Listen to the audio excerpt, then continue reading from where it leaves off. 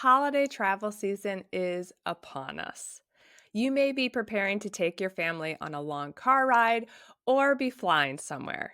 Your travels may be taking you to stay with family or to stay in a hotel. Some children will be sleeping in their own room during these trips, and some of you will need to be room sharing. And on top of everything else, many will be traveling to different time zones. And you're navigating some family expectations. So, today I'm going to share tips to help you with all these different forms of travel and my thoughts on managing our families as we try to navigate keeping sleep schedules. It's the holiday season, which is either the most joyous or stressful time of the year. I know that we personally are preparing to travel to visit family over the Thanksgiving, and we've entered a different phase. I'm not trying to brag here, but it does get better, you guys. So we're no longer nearly as stressed when we travel with our kids. But for years, I always said that when you travel with babies or young kids, particularly around the holidays, it's not a vacation. It's really more of a quote trip because there is so much to juggle and so many ways for it to go south. And I know from personal experience that one of the fastest ways to have a trip suddenly feel like a nightmare is to end up with an overtired baby or an overtired child or children. I've shared this story before, but my lowest point of parenting happened when I was at my parents' house for Christmas when Addison was nearly 2 years old and Ainsley was about 5 months. I was trying to make everyone happy and I broke. I visibly broke, and it still pains me to think about that whole Christmas trip. But good things came from me hitting that rock bottom.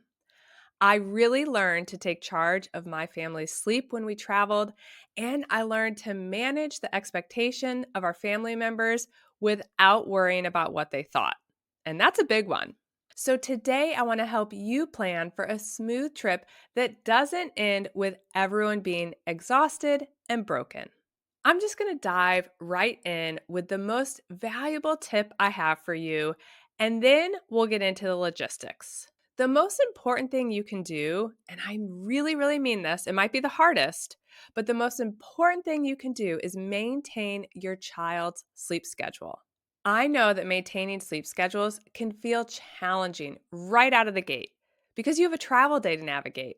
So let's start there. If you're traveling by car, the best thing you can do is work to ensure that your child naps during their typical nap windows.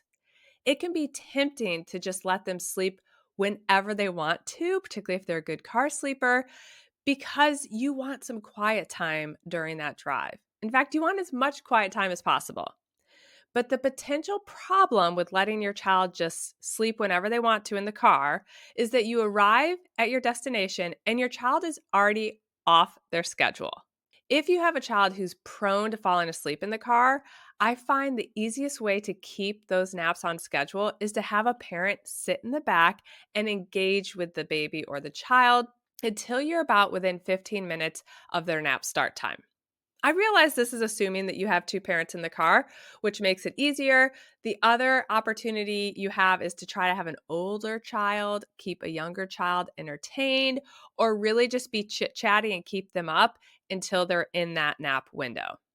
Once you're close to that nap window, within about 15 minutes, you can climb up front, turn off the music, turn down whatever else you may have been listening to, turn off any screens, turn on some white noise. I'm going to link to my favorite travel white noise machine in the show notes, and then sit quietly until your child falls asleep. Once they fall asleep, you can go back to chatting with your partner or listening to some music or a podcast, and it probably won't disrupt your child's sleep, but to help them go to sleep, I find it's helpful to kind of shut everything down. If your child really likes sleeping in the car, you may find that you actually need to wake them from their nap to protect their next nap start window or to protect bedtime. It's fine to let them sleep a little bit longer than usual because car sleep, that movement sleep, isn't as restorative as flat, motionless sleep in the crib or in your bed, but we don't want them to sleep too much outside of their typical nap window because once again, it could throw off the next nap, it could throw off bedtime, etc. Then once they're up, if you're still on that long car ride, you may need to entertain them again if you start to think they may snooze. While my husband and I are not people who can safely drive through the night, I have lots of clients who take this approach. And if you are the type of people who are going to drive during the night, then I recommend handling sleep in a similar way. Have your little one in their pajamas, keep them up until you're within about 15 minutes of their typical bedtime, and then let them fall asleep. And when you reach your destination, if it's still the middle of the night, just transfer them right into their bed. I do find sometimes with the littles, if they wake up, and even if you're someone who hasn't been doing night feedings, but if you do a feeding before bedtime, if they wake up during this transfer, I do think sometimes it's helpful to just go ahead and feed them. You don't need to do a full bedtime routine, but kind of feed them like you would before putting them to bed at home and then put them down. That can be helpful if the transfer is hard.